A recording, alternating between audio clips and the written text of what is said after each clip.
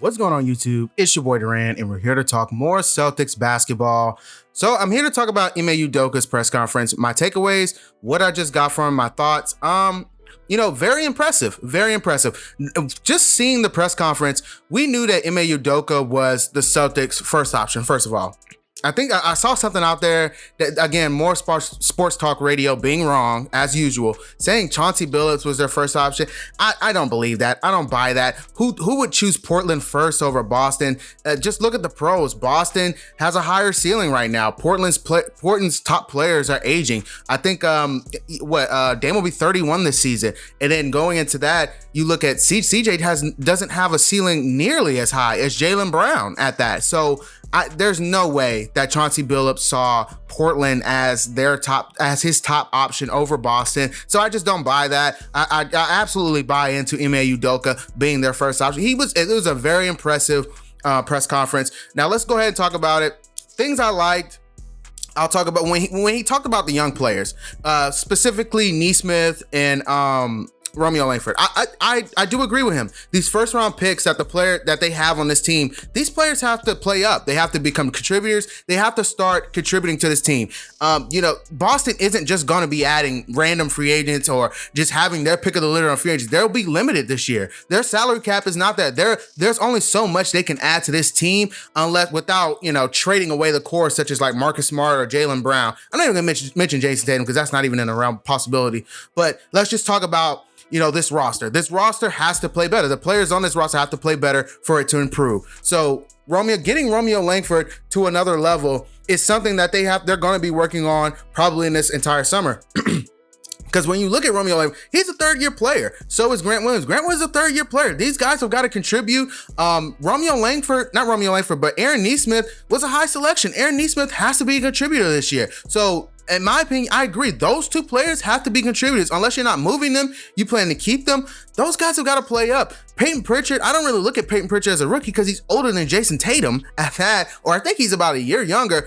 Anything beside that, he's already a guy that I know is going to be a contributor. But getting Aaron Nesmith, getting Romeo Langford, those guys to at least be rotational pieces, that's huge. That's huge. This team needs these guys to play a little bit better. They need them to play up to their talent, play up to where they were selected. We have a ton of first round picks on this team.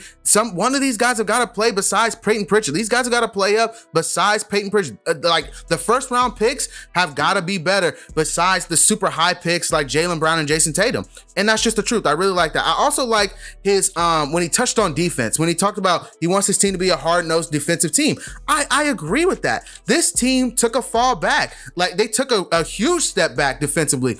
And I want them to get back to playing defense, get back to getting stops. I think that's where this team will excel at the next year and at the next level, actually. I think this is where they will excel. This is where I feel like they'll get better, is they have to start with defense before we even talk about the roster, because it just wasn't there this year, especially with players like Marcus Smart. Like it just wasn't there, and we expect Marcus to play good defense.